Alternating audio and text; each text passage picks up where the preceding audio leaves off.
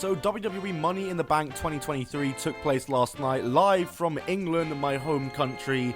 And even as a British fan, I gotta say, it was still disappointing. Now, I didn't think the show was that bad, but I think it definitely didn't meet expectations, and it was probably one of the more underwhelming Money in the Bank events in recent memory in my eyes. Anyway, I can already see the tears in the comment section flowing. Let's talk about the match card from bottom to top, and talk about my thoughts on each and every match, and why I thought this pay-per-view didn't meet the expectations I had for it. So we open with the men's Money in the Bank match, and I gotta say, this was probably one of the worst men's Money in the Bank matches. First of all, let's address the elephant in the room that Damian Priest won the Money in the Bank match, which to me is just a puzzling result because, I mean, let's be real, LA Knight was in the match. And for me, Damian Priest was the worst option out of the 7 people in this match to win it. And LA Knight is just more evidence that you're not allowed to get organically over in the WWE, because they're never going to follow up on it. Like, to hear the reaction he got and to just not pull the trigger on that,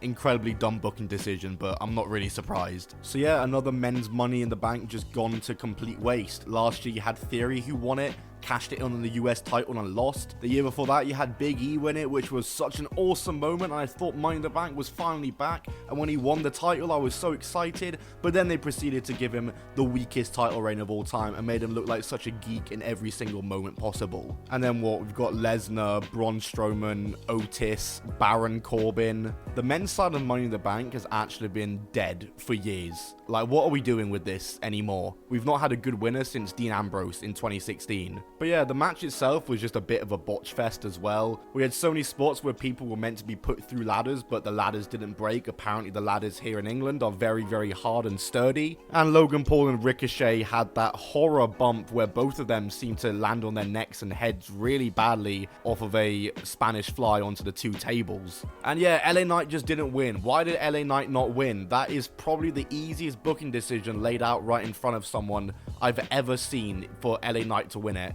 Why didn't he? Anyway, next up we got Liv Morgan and Raquel Rodriguez against Ronda Rousey and Shayna Baszler for the Women's Tag Team Championships. This was a fairly standard Women's Tag Team match. It was a good match though. Liv and Raquel are a pretty good little team, I think. And you know what? I think Ronda Rousey and Shayna are a good team as well, or were a good team, because right after winning the tag titles and unifying them, unifying both women's tag divisions, they've turned on each other. Shayna Baszler turned on Ronda Rousey at the end of the match, and Liv Morgan and Raquel capitalized, hit their finishes each, and Liv Morgan pinned Ronda Rousey with the Oblivion to win back the Women's Tag Team Championships for herself and Raquel Rodriguez. My guess is that this whole ordeal is that Liv got injured, so they vacated the titles. The injury wasn't as worse as they originally thought, so Liv came back and they've won the titles, and Ronda Rousey and Shayna kind of ended up having to be transitional champions, which maybe they weren't meant to be, because maybe Liv came back a lot sooner than the company was thinking she was gonna. But yeah, cool. How many women's tag teams do we have now, and why do they constantly have to be broken up? I feel like WWE just constantly makes booking the women's tag team division harder and harder for themselves. They always just break up the teams,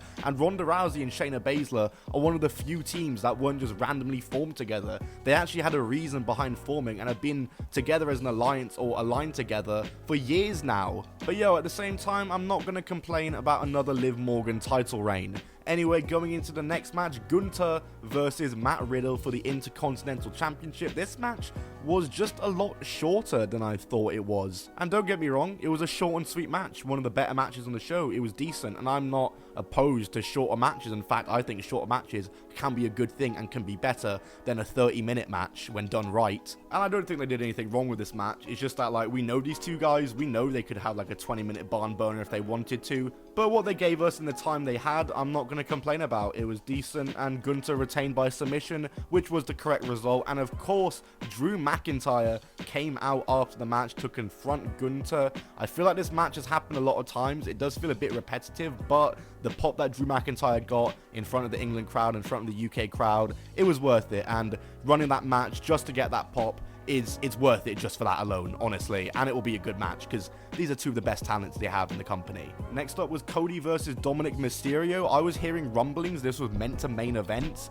Thank God it didn't. It was a fine match, but had no reason to main event if that was ever actually going to happen. I hope it wasn't. Like I said, good match, and I like Cody and I like Dominic, but I don't really see why this match needed to happen. You're trying to build Cody Rhodes back up to the world title, aren't we? He's just lost at the main event of WrestleMania, and now he's having matches with Dominic. And again, that's no disrespect to Dominic, but they aren't really the same level. Like, going from facing Brock Lesnar to Dominic is a bit of a downgrade in quality of opponents. And again, it's no knock on Dominic. I like Dominic, but what does beating Dominic actually do for Cody Rhodes? Just to me, this feels like a TV match that was shoved onto a pay-per-view, not gonna lie. I mean, surely instead of Rhea accompanying Dominic for this match, it could have been the other way around and Rhea Ripley has a match. Heck, Rhea Ripley versus Cody Rhodes would have been awesome.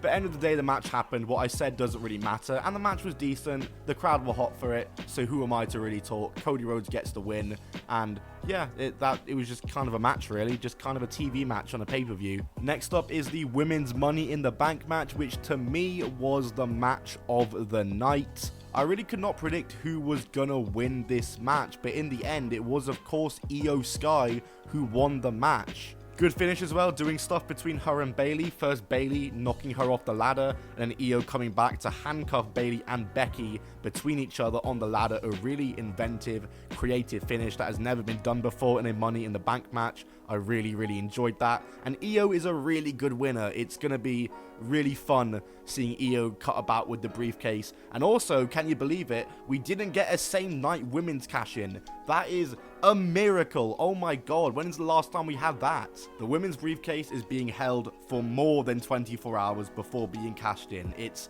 an absolute miracle, I tell you. Yeah, there were some really cool spots in this match, notably Zelina Vega doing the sunset flip to Zoe Stark, who absolutely took that bump like a champ. Oh my word, she was doing like headstands in between the rungs and stuff to make it look extra brutal. Zoe Stark, by the way, someone who I've watched really recently in NXT. I've always known about them, but I started watching NXT recently in the last few months, and Zoe Stark really caught my eye, and now she's being called onto the main roster, and I gotta say, she is a worker. Like, she can work, she can wrestle. Like, she is a very, very good worker, and she could have some crazy matches, I'm sure. But yeah, a really cool bump with her and Zelina, a really cool moment. Zelina as well has been really good since she's came back a couple years ago, I think. We've seen a completely different side to her in her in-ring ability since she's came back, and it's been really cool to see. But like I said, Io Sky won, it's a good result, and this was a good match. It was match of the night for me. Next up, Seth Rollins versus Finn Balor. And you know, this match, it was alright, like it wasn't bad. If I'm honest, it was just really a match. Like, there's not really much stuff I remember from the match, like memorable moments, but these two are two of the most consistent guys in the company. They can have an easily watchable and consumable match, and that's what they went out there and did. They just had a good, solid match. But again, it's kind of similar to Gunther and Matt Riddle, like knowing what these two can do, I would have liked to see a little more. And the finish was a whole lot of ass. You had Damian Priest come out and somehow distract Finn Balor by just taking a step forward with the briefcase, and then Seth Rollins capitalized and won with the stomp in quick succession to retain the title. And on to the main event, the Bloodline Civil War tag team match, the Usos versus Roman Reigns and Solo Sikoa. And I'm just going to say this, and I can't wait to read the comments, but I'm sorry, this match until the last 10 minutes wasn't good. I'm sorry. And to be honest, even the last 10 minutes was only okay to me. I think this match was just good for the moments. But other than that, I don't think this match really hit. Usually I'm not a fan of matches that are just near fall after near fall. In this case, I wasn't. But in the end, I at least got a little bit redeemed from it when the Usos actually won. So the near falls at least actually meant something, and they were teasing the eventual win. So I do appreciate the fact that they won. And yes, I'll repeat myself, they won. This was Roman's first pinfall loss in forever. And the Usos being the ones to do it, yeah, it's big for them. I mean, should Jay or Jimmy be the ones to defeat Roman? Absolutely not. Why would anyone think that? It blows my mind there are people actually out there that think Jay Uso should be the one to beat Roman. No, they don't need to beat Roman. Jay doesn't need to. Jimmy doesn't need to in a singles match. But what this match shows is that Roman can be beaten, and that was the next natural progression before we get to Roman's eventual singles clean loss. You need to show that he can be beaten, and they did that very, very well in this match. I'll give them that. I don't think the match was very exciting until those last 5 minutes and until that moment when they did beat him, but it was a good moment, and that is ultimately what kind of wrestling is all about. It's all about the moments, isn't it? Like, end of the day, we're going to remember that moment more than we're going to remember the 30 minutes before that. So, yeah, at least we got that out of it, and it was a really, really cool moment. But that's it from me. I'm going to go ahead and rate Money in the Bank about a 6 out of 10, which is about the same I rated Double or Nothing. I gave Double or Nothing a 6 to 7, but upon watching this show, I'd probably give them both a 6. And they're both 6 out of 10s for different reasons. AEW Double or Nothing due to the fact that it was just largely overbooked and all over the place with some good action in between it. And I've given Money in the Bank a 6, mainly due to the fact that it was a largely mostly unexciting card and unexciting action, but it had some really good moments sprinkled in between, so that pushes it up to a 6 out of 10. But anyway, that's it from me. Smash the like button for more, subscribe for more, and I'll see you in the next one.